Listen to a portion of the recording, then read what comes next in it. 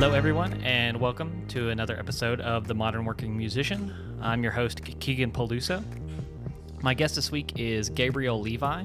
Gabriel is a musician, songwriter, and just absolute fantastic guitar player from Atlanta.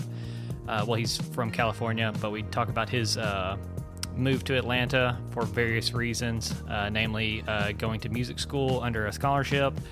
We talk about working for a custom guitar company. We talk about his new music that he's releasing right now, namely his newest single, Disconnected, which you can find everywhere, and it is an absolute just monster of a tune. So you should definitely check it out. The cool thing about Gabriel is he does a fantastic job of blending what would be considered more progressive, heavier music with just fantastic melodic singing. So he's just, fantastic guy. Very glad we got to have this conversation. And it was also our first long-distance conversation for this podcast since Greg Barsby a few years ago. Lastly, if you are interested in advertising with The Modern Working Musician, please shoot me an email at keeganpelusomusic@gmail.com, or you can find us on all platforms at Modern Working Musician. Thank you guys so much, and I hope you enjoy this episode featuring Gabriel Levi.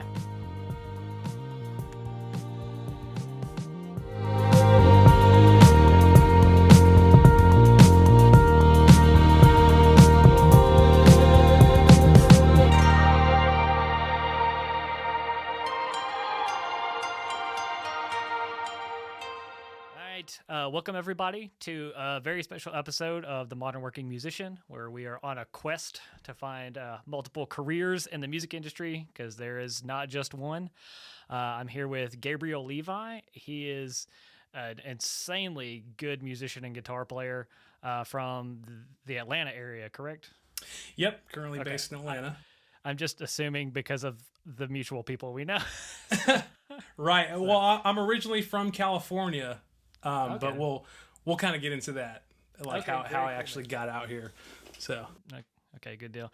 But man, you are just an absolutely. I just listened to your new single, and the one you've already put out, Serpentine Mind. Like, oh man, good stuff. But I knew you had some rip like in your playing, and like you let the one you just let me listen to, like the rip is there. Dude, I'm all about the riffs, man. Dude, it's good stuff, man. It's good stuff.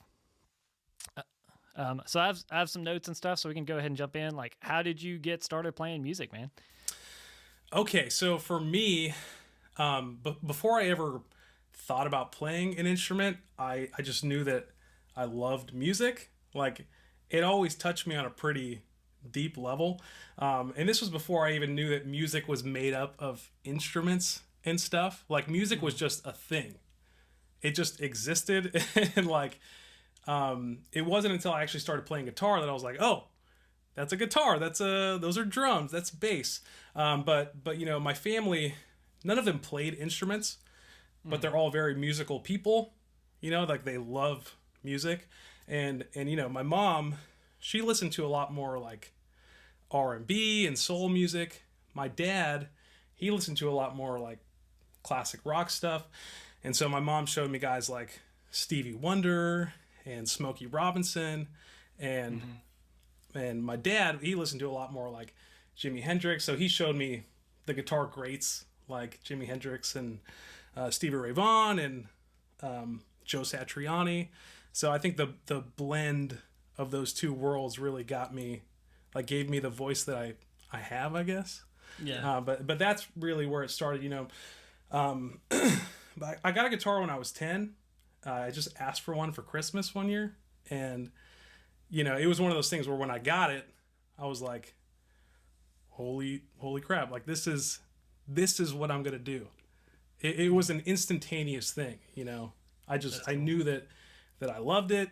I can still remember like what the guitar smelled like when I took it out of the case and stuff. Like, it was a huge moment for me. But yeah, you know, I've been teaching for the last 7 or 8 years now, and I notice you don't really get that very often. You know, kids tend to really struggle with the guitar or figure out like, is this really what I want to do?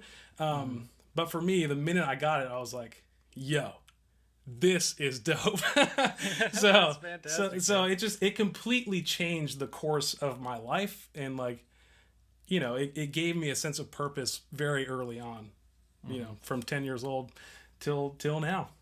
That's fantastic, man. I think it's wonderful. I have a similar story with drums. Like, I'd always wanted to be in band as a kid, and this, that, and the other, and got my first drum set in 8th grade. And then before that, I was like into like motorsports, like dirt bikes and all that stuff. And I got my first drum set, and I was like, well, this is it. Not doing anything else. That's it. Yeah. I mean, it was really a life-changing moment for me, for sure. So I can definitely relate. Very cool. Could you describe like some of your early beginnings on the guitar? Like, was it a very formal education? Was it like sitting in your bedroom, like hacking out tunes on the radio and stuff like that? Completely self-taught. Like, I didn't even know that you could have a teacher. Like, but I was listening to guys that were just writing good music. When I got a guitar, I was listening to a lot of John Mayer, and so that was one of the first guys that I pulled from. And I never needed permission to start writing music, so I was just hearing stuff from guys like John Mayer or Jimi Hendrix or whatever, and I'm like, okay, you can just start to piece together your own chords and make something with it. I think I had a book that had like Ode to Joy. The Ode to Joy was the first song I ever learned. Da, da, da, da, da, da, da, da, just on a single string. And in the same book, I think they had like a C chord and stuff. And I learned the C chord, and I was like, oh, what if I just like move this up 2 frets? And I discovered like, whoa, that's like a totally different chord than what I started with. And I started to piece together a bunch of ideas, and had a little notepad. I was writing lyrics like from day one, so I was immediately writing songs and just understanding like how to piece those things together. And yeah, that was the beginning for me. I'm like, damn, I can do this just with my voice and a guitar, I'm like, this is insanely cool. And I'd been playing for, I think, 2 years. And by that time, I was in the 8th grade, and my buddy John, he hooked me up with this little 1-input mixer. Like, it wasn't an interface, it was just a mixer. And I was able to plug my guitar into it, and I was able to plug in this condenser microphone that I got like a couple years later. And I think I torrented like this program called Cool Edit Pro, and that was my first like introduction to recording music. I'm like, yeah. Now I know that's a DAW, but at the time it was like, oh, this is just a way for me to get these ideas into a computer and start layering sounds. So I'm like, oh, dang, I can have like 5 guitar tracks. I can have like 4 vocal tracks. What is this? And I'm 13 years old. I'm like, wow, I felt like I had the world at my fingertips.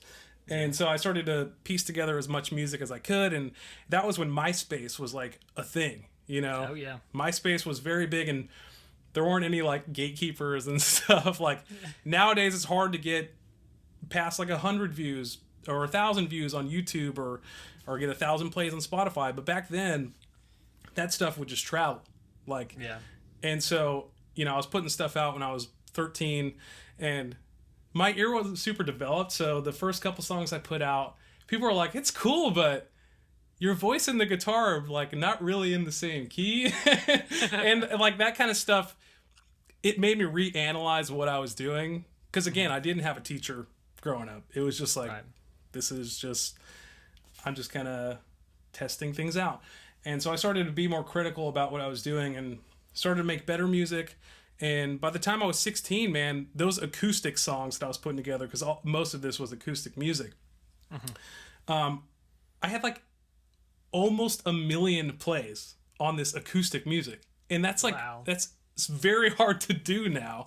But music was traveling so much more freely on that kind of platform. So you can imagine, as like a 14-year-old kid, like, holy crap, I got like a million plays on this acoustic stuff. So I just wanted to get better and better and better. And, I guess those were the beginnings of what I was doing. Of course, I had bands that I was playing in, and and stuff like that. But it was mostly just me just recording on my That's computer at wonderful. home. So That's wonderful. I think just to backtrack a little bit to what you said, where you're like, you never needed permission. That's so wonderfully put. And uh, coming from somebody who was in like taught formal music education for a long time, I feel like that's something that's missing so hard. Like yes, formal music education offers you a level of discipline, it really does, but just like being able to just jam and have fun and make mistakes in a stress-free space is really hard to come by. And I think seeing you grow as a musician like that, and like it just stayed fun the entire time. for sure. I think I think that pays more dividends sometimes than the added discipline of a formal music education sometimes. Yes, and I think that's something that I do teach now. That's one of my main sources of income, and I always keep it stress free. Like I'm not like this is how you have to do things. We never really learn from a book. It's like I was always learning from guys that I loved and whose music I actually listened to. Um, and so my first question is like, who do you listen to? What kind of stuff are you actually into? And that kind of leads the whole course of that student's trajectory. I mean, of course, I will introduce bands to them. I'll introduce artists that I think are important to their development. But it's like if we just start off with music that I recommend, you're gonna get bored pretty quickly. So let's figure out the music that actually moves you, and let's do a cover. Like let's let's make our own song. I'm in a space where I can actually record students on their first day into a DAW, and it's really cool because it's like I always had that. So having that option and then being able to look back on what you recorded on your first day 6 months later, it's like, oh, I am making progress. Because in the moment it can be hard to tell whether or not you're actually making any making any steps towards progress. So yeah, I think it's important to record yourself at every stage. I think it's super super important, and to look back, see where was I when I started. And I still do that. I've been playing for 20 years, and I feel like every year I can look back and be like, wow, I actually got better at singing. I didn't get worse. So that's good. That's very good. That's a really great piece of advice too. I need to start recording my students more. You're talking about songs the kids love to learn. I'm currently one of my kids. We're learning the Cars 2 theme song because he loves Cars 2. He's he's a middle schooler. Middle schoolers are great. They're wonderfully weird. And he's like, Cars 2. We're learning Cars 2. So yeah, we're working on Cars 2 theme right now. Dude, you know what? It's all good as long as he's stoked about it. Like that's all that matters, man. Totally. That is all that matters. So yeah, that's great, man. So I kind of want to fast forward a little bit to how you met Rick Toon. yeah, so I think I was 20 at the time, and I was super into this band Animals as Leaders. They do like progressive instrumental music with like jazz influenced harmony and stuff. And by that time I'd gotten super into bands like Radiohead and just more experimental stuff. And they were putting basically like a 5-day long clinic together in upstate New York at a place called the Full Moon Resort. And I didn't have a job. I was like, how am I going to get to New York? I was living in California at the time. And so I'm like, oh, I'm going to put together like a little GoFundMe and just ask my friends to kind of fund this trip. And, sure enough, I got enough people to donate, and I was able to fly out to New York and meet Animals Leaders. And I met some of my closest friends that I still have today through that experience. I don't know if you know of Rupam Garg. He had a group called the Surrealist. He does like instrumental guitar stuff. Utilizes like harmonics and stuff.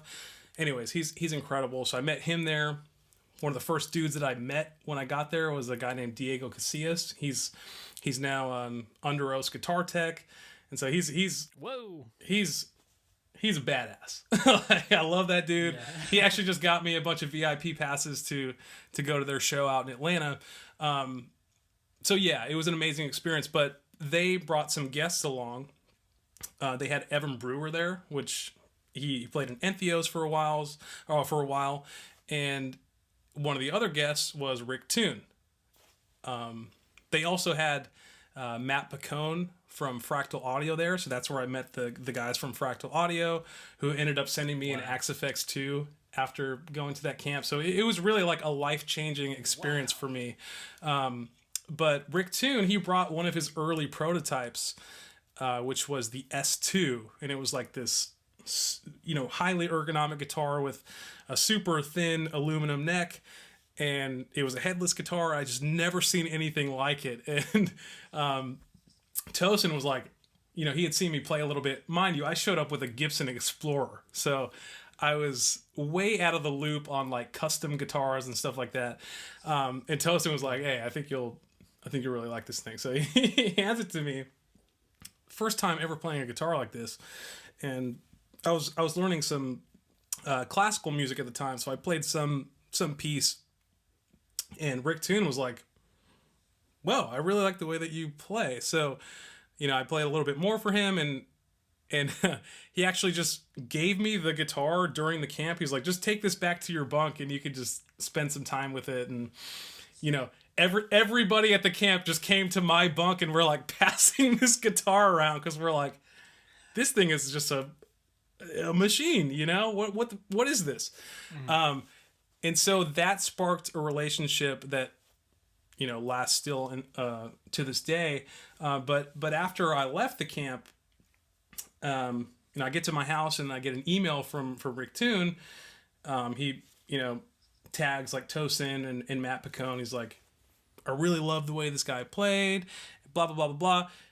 Fast forward, he ends up sending me that guitar, and that's the guitar that I owned for 7 years. I mean, I played on that guitar for years and years, and it changed the way that I think about how you should interact with a guitar. A lot of guitars are not ergonomic. You kind of have to fight them a little bit to play them sometimes. Mm-hmm. And it was the guitar that really showed me like, okay, there is like a science to this.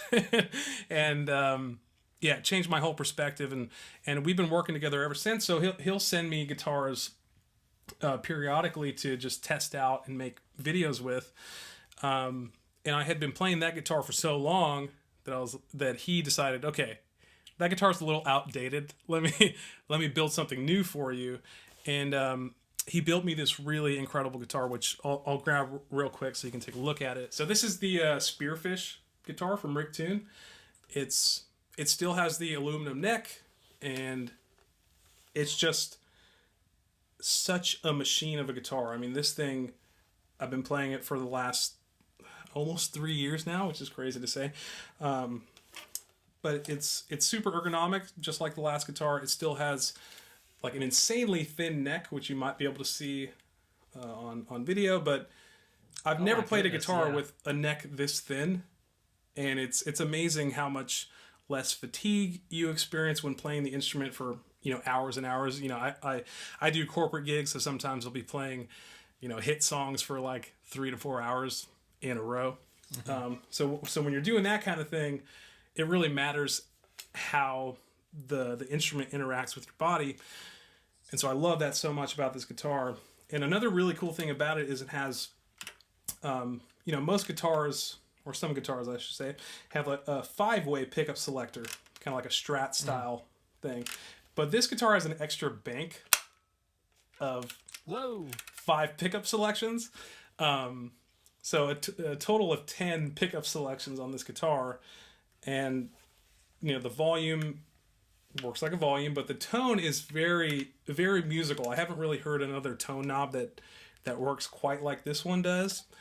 So this guitar has served me so well over the last couple of years, and man, I can't say enough good things about Rick and his craftsmanship. So Cheers, Rick. It looks wonderful. Is it fan fret too?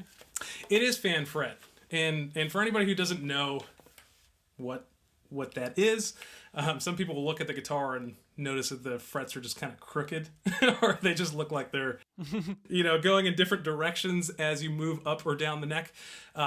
Essentially, most guitars have a single scale length, and the scale length just determines the distance from the nut to the bridge. And so if the frets were completely straight, you're going to have a single scale length. It could be like 25 and a half, which you'll find on most guitars. I couldn't tell you the scale lengths on this guitar, but it's essentially multiple scale lengths on a single neck, right? So you have a longer scale length for these lower strings, which gives you a little bit more tension, and a shorter scale length when you get up on the higher strings. So you do get a little bit more tension on your lower strings, and you retain the tension that you want on the higher strings.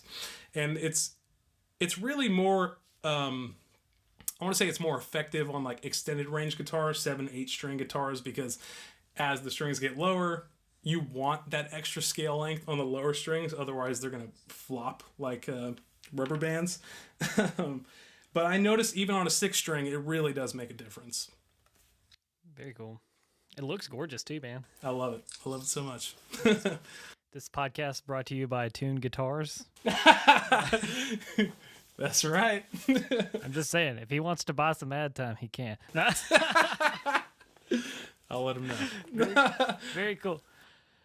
So we're about to move on to this next thing. I think it's really interesting how I think it's really admirable that you saw the opportunity that going to that camp would provide, and you're like, this is the next step in my career, and it's proving so, and I think that's really cool for you to recognize that, because I think that in music and making it the career that we want, a lot of it has to be just putting yourself in the right position, and I think you did a very good job of that.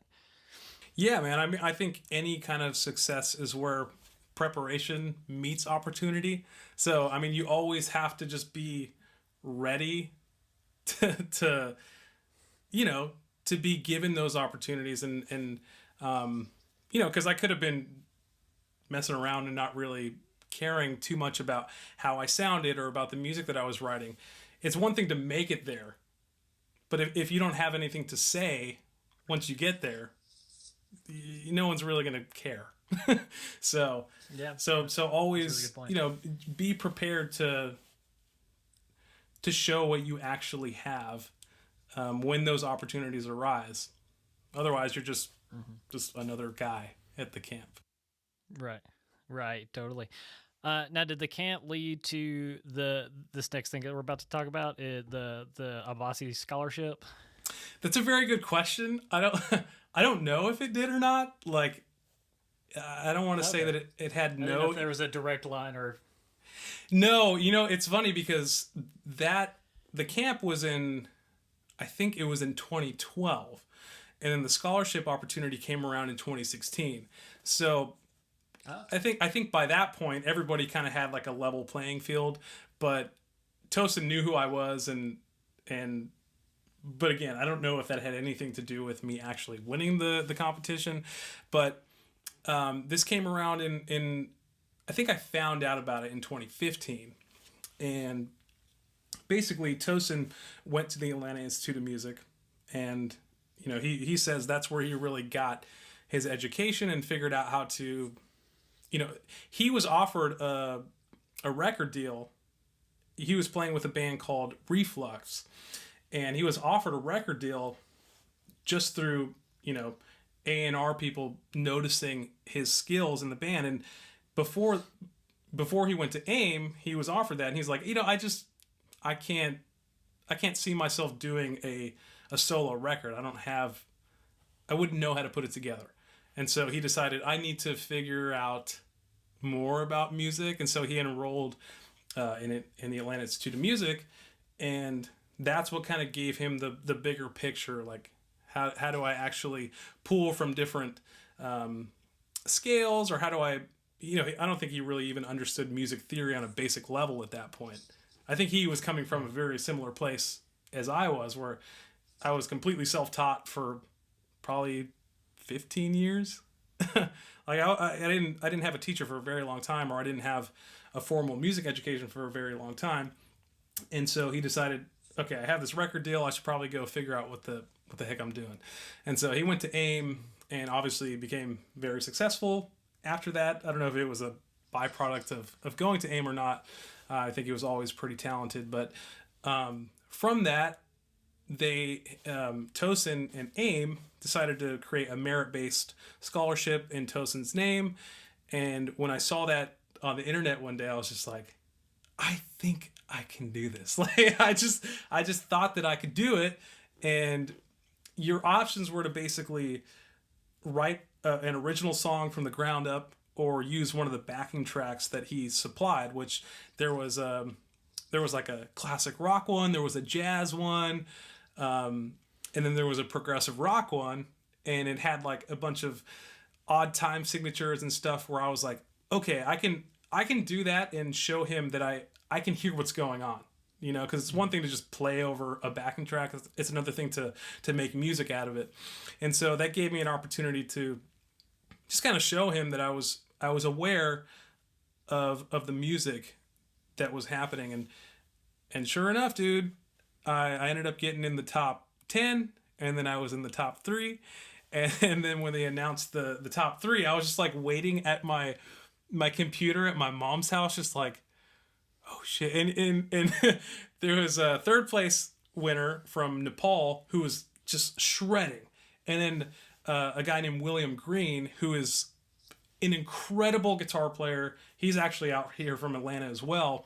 And he filmed his performance at like the Atlanta Aquarium, and there was beluga whales swimming behind him and all this stuff. And I'm like, oh dude, there's no way. Because I filmed my performance just on my iPhone, like in my room in my mom's house. And I'm like, oh god, there's no way. And sure enough, dude, first place comes up, and he's like, goes to Gabriel Levi, and I'm like, what? Just let out the biggest scream. And that was the moment that I'm like, I'm getting out of my hometown. I'd been living in my hometown up until that point, and it was really the thing that like completely changed the direction of my life. I always knew I was going to do music. I didn't know how. I would get in the position to meet the right people and to get the education. So, dude, that completely changed my life.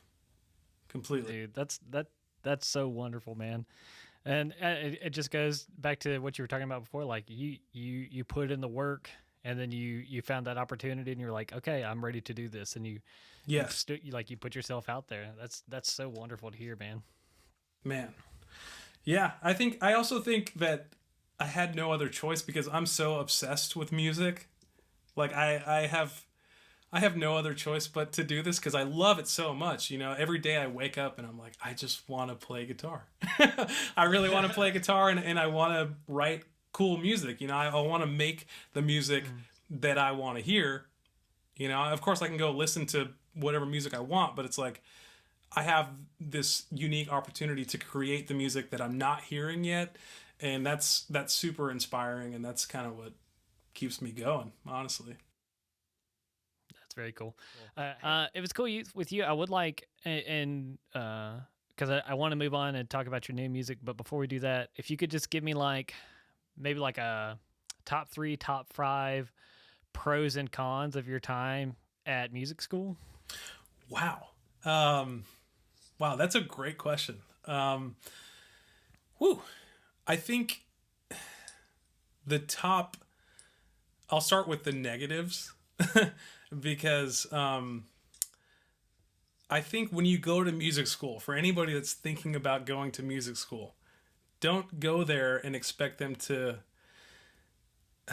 just give you all the answers up front. You have to do a little bit of research before you go there. And I was lucky that I went there and kind of knew a little bit. Like I knew how to put chords together. I understood just basic chord construction.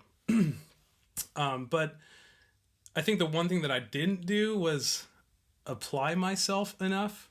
Like when you're given assignments, do the assignments. When you have to learn a song, learn the song. And I think I I was very good at learning music before I went to music school, and then when I went there, it almost seemed like this alien thing to me. Like I just forgot how to just sit down and like learn a tune. I was overcomplicating things. I would. It was very easy for me to just look up a tab and like learn the tune. But for some reason, in my mind, I kind of overcomplicated things, and I would sell myself short and not put the time into to learn the thing. So the negatives really come from my own lack of just applying myself.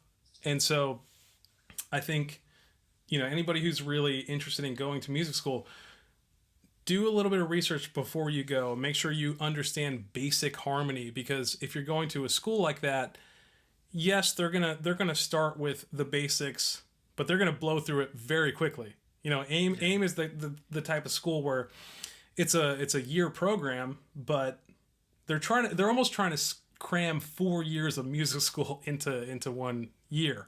So, if you have the time, make sure that you're spending it on reviewing the material and actually learning the things that they're teaching you. And so yeah, that's really the negative, or a negative that falls on me. I think the other, again, this is really on me, is if you're coming from like a small town or something, and you think that you're just a badass, you think that you're killing it. Get ready for your ego to be crushed, right? Because it's easy to be the best guitar player in a small town, but when you go to a place like AIM, you're going to see some guys that are really many steps ahead of you, and like, don't let that crush your soul. Let it crush your ego, because that's a good thing. But don't get discouraged, and just know that this whole thing is, it's a lifelong journey. Like, I think the other thing that I learned from going there, and honestly, this might be more part of the positive side, is even though you only have a year there and you feel very overwhelmed, you have the rest of your life to figure this stuff out. That's really one of the biggest takeaways that I had from AIM. But yeah, man, I can't really say I had a lot of negative experiences, other than just facing my own ego and facing just reality. That I'm not the best player in the room, and there's always room for improvement. But yeah, I mean, the whole experience was honestly magical to me. Like, it was exactly what I needed at the right time. And yeah, man, like I can't say enough good things about that school, and the opportunity that they gave me. So yeah, very little on the negative side. But on the positive side, again, I'm like, they're exposing you to so many things that you never knew about. I mean, what was funny was I had learned a lot of basic chord construction, and they didn't start off with triads. They didn't start off with intervals. It was almost like the first few classes they got straight into seventh chords, and that was odd to me. I thought that was interesting. I feel like at one point they circled back to basic harmony, but I couldn't imagine jumping into that had not had any previous knowledge about chord construction. It's like, what's a seventh chord? Why is it a seventh chord? So again, make sure you know your stuff. But yeah, the positive is that you're getting exposed to this stuff, and it's really up to you at that point how you choose to tackle that information once you get out of school. We all, you know, the responsibility bears on us to take the time out and learn that stuff. And they stress that a lot. You know, I think, you know, a really positive thing about going there was that they're like, look, we're your teachers right now, but as soon as you get out, we're your competition. We're the guys that are going to be taking your gigs. So, oh, wow. So make sure that you're applying yourself, and you're not just doing this to say that you went to music school. You're doing this because you actually want to be a working musician, and you want to be part of this industry. And I think another thing that I learned a lot from was just basic like music business education. Like how do you actually register your music to BMI or ASCAP and stuff like that? Like how do you actually get paid for your music? And, you know, these are things that I feel like there's so many good guitar players, so many good drummers, it's good musicians, but they completely ignore that side of the business. And at the end of the day, it's a business. So totally. You have to understand those things. And I think just having that kind of reality check was huge for me. And I definitely drew from that. And you know, there was also performance-based classes where, again, you would have to learn tunes, and it's not like you would just go up there and play the song by yourself. You had to get up there and play with other musicians. And that's literally what happens when you're a gigging musician. Sometimes you show up to a gig and you've never met any of these people. Yeah. But guess what? You're expected to show up and play the part and do it well. So... yeah. You know, even in that environment, when you showed up and you didn't know your part, it's like you looked stupid and you felt stupid, and you should. I mean, right. if you have a gig, man, do the work and show up and get the call back, or right. don't. And like, you know, just being exposed to the reality that you would face outside of those doors was super valuable. And yeah, man, like I still just, I think about that all the time.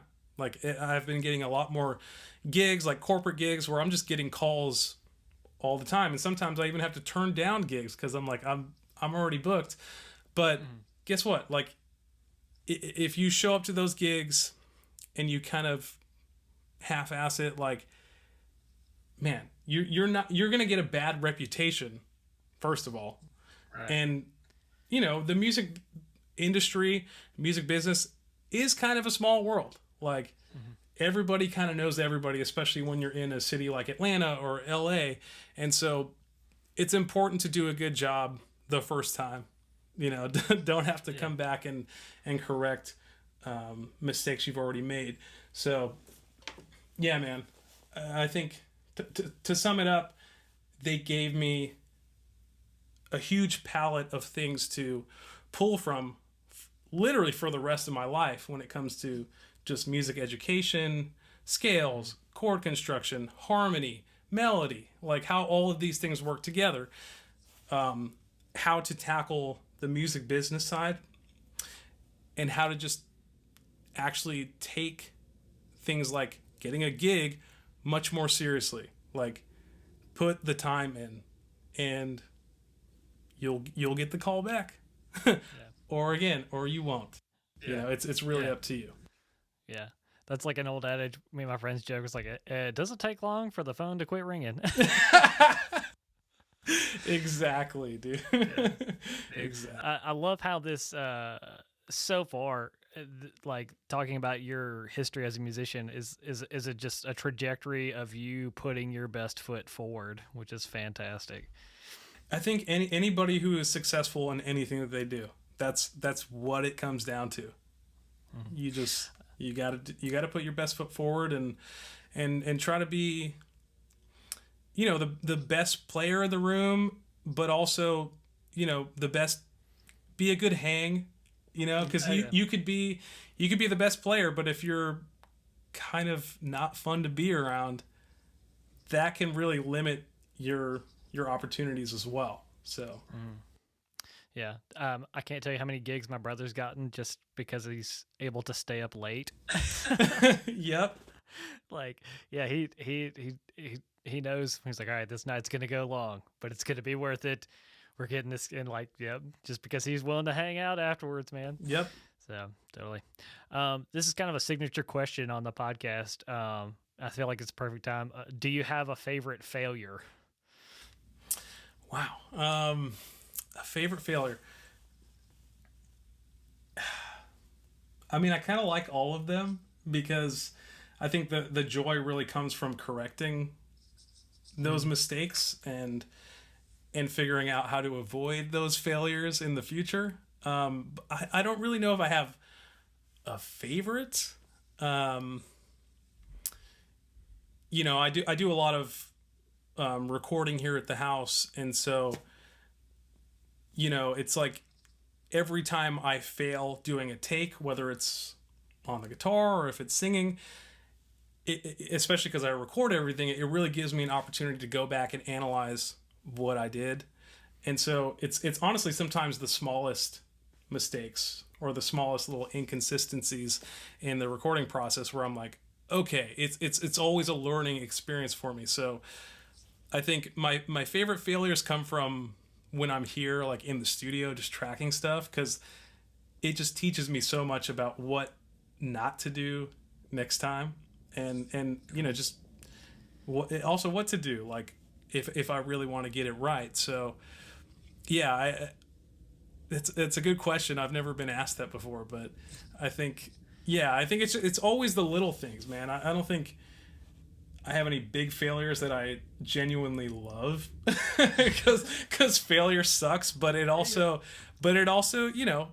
you have to fail to be successful, and it's kind of a cliche, but it's very true, man. You have to be willing to fail and fail and fail and fail, and that's what music for me is really all about. Like, it's all about problem solving, and it's all about just being like, wow, that sounded terrible. How do I get it to sound good? And it's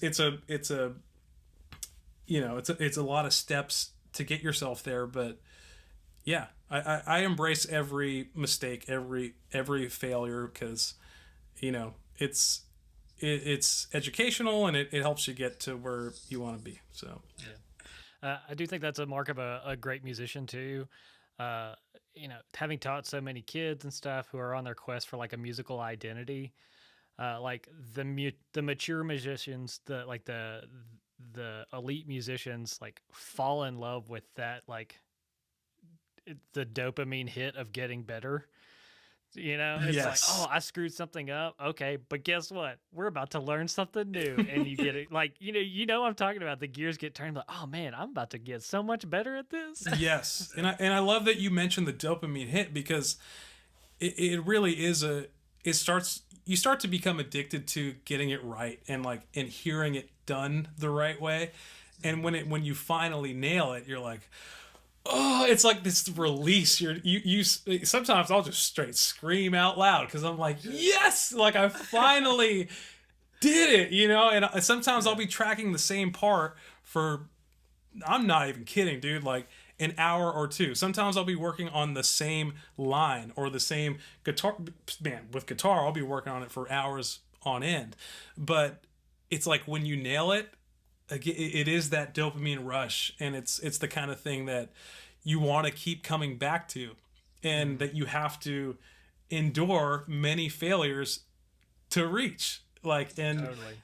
and that whole process becomes addicting and just super rewarding at the end of the day, man. Definitely. Totally. Getting into recording and stuff, man. You just released a tutorial on thumping on guitar, correct? Correct. So alternative playing techniques are kind of some of the things you're exploring on this new record, or in general. Is that correct? Yeah, I would say in general, I think I just love playing with advanced techniques because they are advanced, but they also make guitar playing so much easier for me. Like, if I had to do everything just using alternate picking, like, first of all, my wrist would probably be dead by now, but also I'm not very good at alternate picking. So I'm always trying to find other techniques that can facilitate certain musical ideas with less effort. Like, of course, learning these things can take more effort if you're just much more accustomed to something more like down picking or alternate picking. But when you actually start to really adopt these techniques and let them bleed into your playing, you start to realize, like, wow, this is actually making my playing much more economical. Like, this is allowing me to be more free with the things that I play. It's allowing me to have less tension in all these things. And I think that's super important because I want to play for as long as I possibly can. You know, I want to play till my dying day, basically. Yeah. So anything I can do to eliminate stress and tension in my body to make a musical idea come to life, that I think that's kind of my goal. And not only that, but these techniques create certain timbres that you wouldn't get through traditional down up picking alone. So, you know, I'll do things like hammer on a note from nowhere, double pick the same note, and then maybe pluck an open string, and you're getting so many different timbres happening in a short period of time that it almost doesn't sound like a guitar at some point. You're like, what even is that? And so I love that. And you also end up reaching for melodic ideas and rhythmic ideas that you normally wouldn't. You know, like the thumping technique is very numbers based. Like, you can do a down up with a thumb. You can also do a down up pluck. So I'm thinking about that in terms of 1 2 1 2 3 1 2 3 4 1 2 3 4 5. So if you're thinking in terms of larger numbers, like maybe 12 or 16 or even 32, you can think, okay, how many different smaller numbers can I add up together to create 16 or create 32? So you can go like 1 2 3 1 2 3 4 5 1 2 3 4 1 2 3 4. We got 16 right there. And that's like a rhythmic kind of thing. You're almost thinking more like a drummer at that point. Like, how many ways can I break up 16 16th notes? Right. And that's cool. And as long as you have like a decent understanding of like the harmony that you can apply on the instrument, you can get some really, really cool results. And I think all of this stuff comes down to your ear and what you want to hear. Like, I know that I really love dissonance on the guitar. Like, I'm always trying to find those half steps. And of course, on their own, they sound terrible to most people. You know, right. They're the closest notes that you can get together. But I'm like, how can I make these sound beautiful by adding like 1 or 2 notes? You know, yeah. So I'm always trying to make dissonance. I'm trying to beautify dissonance in some cool ways, and then, you know, use things like thumping to add more rhythmically interesting elements to that. Yeah, that's such a cool idea of starting with dissonance and working backwards. Yeah. I've never thought to do that. Like, I always start with consonants and like see how weird I can make it while still making like sense. And yeah. Like, I'm totally going to try that. I'm like, all right, we're going to start with dissonance and work backwards. That's great, man. That's fantastic. Yeah, man. Yes, sir. But yeah, I want to have a YouTube channel where I can introduce people to more advanced guitar techniques, but not, you know, let them crawl before they're sprinting. You know, I see a lot of tutorials where they almost expect people to just know how to do this stuff, and I want to make sure that people are starting from the same baseline that I started from, which was like, what is this? You know, how do I even get started? So, and there's so much music education content on the internet. So, you know, the challenge for me is finding those gaps where I can introduce something new to the listener. And that's why I kind of stray away from things like just basic chord construction or just basic music theory that you can learn from literally anywhere. But yeah, I definitely want to expand a little bit more. And I'm sure you're aware of guys like Adam Neely Yeah. Right? Just figuring out how to go in directions, more akin to that. But for the meantime, like figuring out how to give away all my secrets basically, and just kind of show people how to actually make music with this stuff. Because it's one thing to get the motions down, but like how do you actually apply this and make something interesting with it? So I think that's my goal. That's fantastic. We'll definitely link to your channel in the show notes and stuff too, so people can check it out. Sweet. Because I need to watch that thumping tutorial. I can chicken pick, and that's about all I got. Dude, chicken picking is hard. That's all I'm good for is playing bar country. That's all I'm good for. Yeah, man. So new music coming out. Yeah. So my first question is this a whole album? Are you doing a full length or an EP or is just a collection? Yeah, I'm aiming for an album. And I'm almost there. But I think I'm going to do singles for a while cuz that's kind of like what people are doing, and it makes the most sense for me cuz I would hate to work really hard on an album and nobody hears it. So, I would like to just continue to release singles to get more and more people interested so that by the time I actually drop the album, there's an audience for it, So that's kind of the main goal. I'll probably will be releasing singles for the next 3-4 months.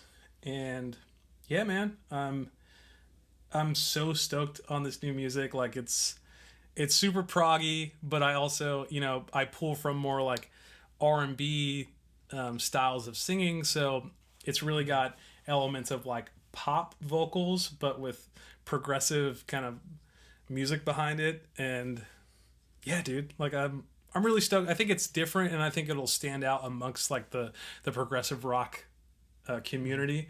So yeah, I mean, I couldn't be more stoked on it. Yeah, dude, I completely like. This is definitely one of my favorite.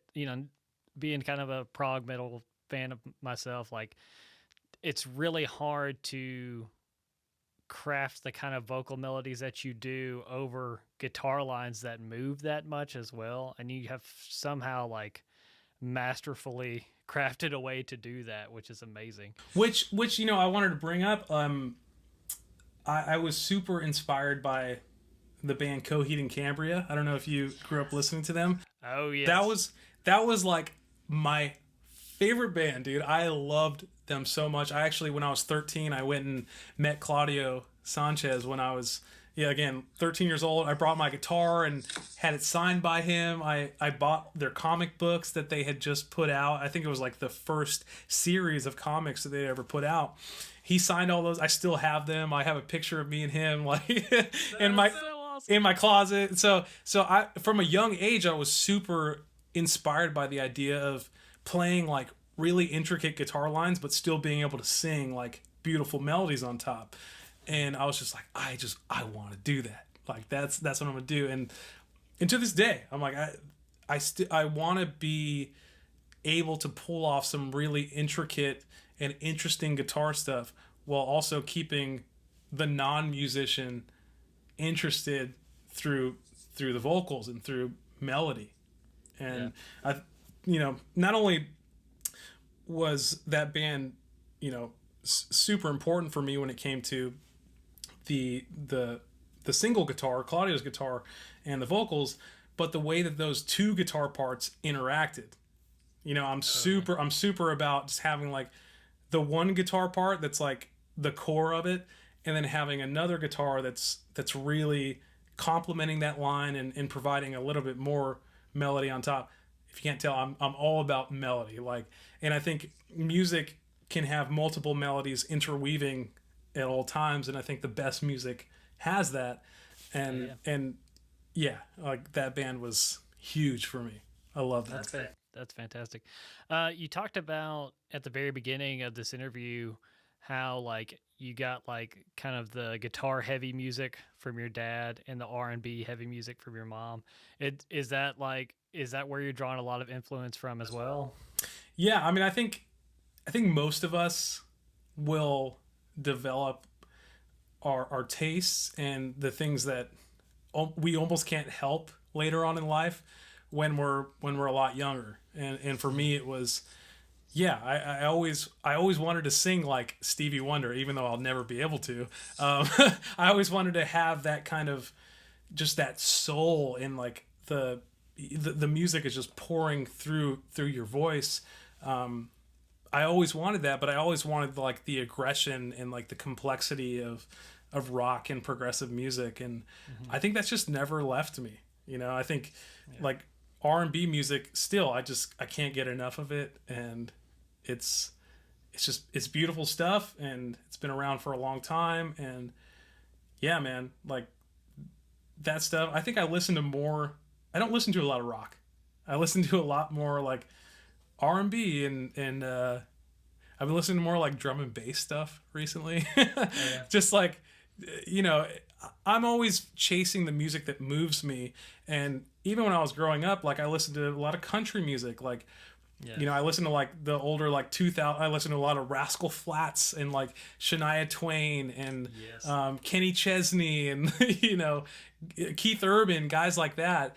And Totally. in that really informed like my idea of how to write a good song, and in again melody and just the texture of your voice really matters. And yeah, I think, and a lot of that, all that stuff came from my mom's side. Like my dad wasn't listening to that stuff, but he showed me the guys like, again, Joe Satriani and Stevie Ray Vaughan, and it was almost like those guys were pulling from the artists on the other end, and and allowing that to flow through their guitar. Like I've always wanted to have a guitar sound that sounded like a voice, and I think being a singer, that gave me a lot more to pull from, because I'm like, okay, I'm gonna try to make the guitar sound like my voice. And I think we can all learn from that, like we should all be trying to sound a little bit more like the human voice through our instrument at times, because I think that's what connects with people the most if you're doing like instrumental music. And I think that's why bands like Intervals or Polyphia are so popular, is because they really have a vocal element to their guitar playing. Totally. Yeah. Like they have like the hook is in the guitar melody. Totally. Yeah. You got a new one coming out. Could you kind of describe it a little bit? Like I just heard it and it's just absolutely mind-bendingly good. Could you kind of talk about like what it is, what it's about, and stuff like that? Yeah, so that tune, everything stems from the guitar. Like everything I do starts with the riff. And I guess if I were to break down like the method, it always starts with the guitar, and I'll find some kind of rhythm guitar part that complements the lead line or whatever I started with. Then I write a drum part that really, the kick drum has to really accent all of the main accents that the guitar is doing. And then I write the bass, and the bass has to follow the kick drum and kind of just fill in the gaps. And for me, that's like how every song is born. And then once that's in place, I can start to sing on top of it, and that's kind of how everything comes about. But in terms of the subject behind Disconnected, I was very close with somebody for the last few years when I moved out to Atlanta, who was really struggling with mental illness. And I think anybody who has experience being around people with mental illness for long enough, especially if you love the person, can attest that like after a while you can start to become almost mentally ill yourself, at least in a small way. And I think I was so invested in being there for that person that I started to almost lose myself and feel somewhat disconnected, almost in the ways that they did. And it was a very confusing time for me, because I knew what I wanted to do, and I knew, or at least I thought I knew how to do it, but I was still very conflicted, and I didn't know really how to move forward. So that was a time in my life where I really felt disconnected from myself, and like from the goal that I was trying to reach. And so that song was really just about that very strange time where I didn't know who I was or like how to move forward. And it's funny, I found a demo of that song from 2019. Actually, that song's quite old. And I was laughing at the top of my lungs when I listened to it, because I'm like, oh my god, it sounds so bad. Because all demos start out in a really rough place, but that one was particularly rough. But yeah, it's, the song really stems from experiencing mental illness from somebody that I loved very deeply, and how it kind of started to affect me over time. But yeah, that song, I'm just so glad that it's done and that it's out there. And it's been super special to see like where it started, and see where it is now. I would love to send you the demo of where it started, because I think you'd have a good laugh at it too. I mean, I'm all ears at anything you make, man, because it's all good, even if you think it's bad. So, everything I've heard about you has been stellar. So Appreciate it. So this new tune is totally bonkers good. When can we expect the next tune from you? So yeah, Disconnected is out. Listen to it, please, everybody. But I have a new song called Open Sea that's coming out next month. I should say, what is next month? April, May? On May 20th. It's called Open Sea, and it's one of my favorite songs I've ever written. It's dope. I actually wrote the song in an open C guitar tuning, and I ended up just naming the song Open Sea, and that really inspired like the whole lyrical content of the song. And I think it's just a really cool tune. Brody Smith from the band Seder played drums on it. He actually played drums on pretty much the whole record. And so, yeah, man, like he really brought these songs to a totally different level, and I can't thank him enough. But yeah, these new tunes are what I'm most excited about. Very cool. If you could, real quick, just kind of, what was your experience like working with Brody? Did he have a lot of creative input? Were all of the parts really programmed and kind of set in stone before he walked in? Yeah. What was that process like? So that's a good question. Like, when you're a guitar player programming drum parts, you think everything is kind of set in stone. But as I've been working with him more and more, I'm starting to realize it's more of a snapshot. It's just giving him an idea of like, okay, I want the kick here, I want the snare here, but he'll put in all the nice flams and like, add some more. I don't think like a drummer, so I don't know what he's doing, but all I know is that he's making the songs so much better and making them sound like a drummer is actually in the room playing with me. So yes, the one thing I've learned from him is that I can't be programming these drums and putting them out there in the world, because I don't think like a drummer, and he does, and he thinks like a very advanced and skilled drummer. So it's important to have guys play on your records that really know what they're doing, and that that are able to elevate the song in ways that you couldn't do on your own. So yeah, to anybody who's listening that's kind of like a bedroom producer and wanting to put everything out themselves, be open to the idea of sharing your ideas and letting them grow, because the first when he sent me a couple songs back, I had serious demo-itis to the point where I was like, I don't know, like I almost think mine is better. But you have to live with the music. You have to hear where the other musicians are coming from to be comfortable with where the song is meant to end up, because it's again, like, these things are just demos, so be open to the idea of the songs evolving and growing. And I think that's the one thing I learned from working with Brody the most. Fantastic. So hire drummers, everybody, if you're listening. Yeah. Hire me. Yeah, dude. Hire me or Brody. Hire Brody because he's better than me. So yes. Fantastic. Well, man, this has been a wonderful conversation, and I'm so excited to hear the rest of this new music come out. I really think you are on a trajectory that is like you are on your way to being a household name, man. Like you're a household name in our house now, anyway.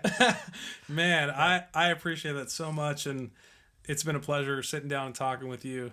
Like you asked some really great questions, things that I wasn't expecting, and yeah, man. Overall, it's been super fun, and I look forward to doing it again for sure. Okay, man. We will have a follow up when you have a record in the Hard Rock Cafe or something. I don't know why I said Hard Rock Cafe. I don't even know. I haven't been one of those since I was like on a school field trip as a kid. So hey, man, it's all good. Where can people find you? Okay, so you can find me on Instagram. That's where I'm most active, at Cool. Gabriel.Levi. YouTube, Gabriel Levi as well.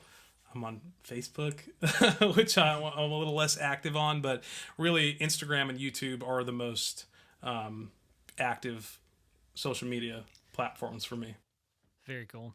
Well, we'll link to all your stuff in the show notes too, so people can find you. And yeah, you've already got 2 songs out, working on a third. And That's right. Probably going to have a full album out here soon, man. So That's right. Anything else, man? Anything? How's your dog doing? My dog is great. She's sniffing at the door right now. So I got you. Yeah, she wants to come inside. But yeah, I mean, the biggest thing is just check out the music. I've worked very hard on it, and I've got some really amazing musicians playing on it. And yeah, man, like if you're into prog rock and are into like almost more R&B influenced vocal styles, I think you'll be into it. And yeah, I mean, I'm still evolving, still changing, so just be down for the ride. And yeah, I'm looking forward to putting some more music out. I'm here for it, man. If you have any merch, I want to buy some. Coming soon. Okay, Coming cool. soon. Cool. I'm going to pre-order mine. Okay, everybody, this has been Gabriel Levi. This dude is amazing. Definitely one of the best just all-around dudes I've ever gotten to interview. Thank you guys so much again, and this has been another episode of The Modern Working Musician. Y'all have a good one. Peace. Yeah.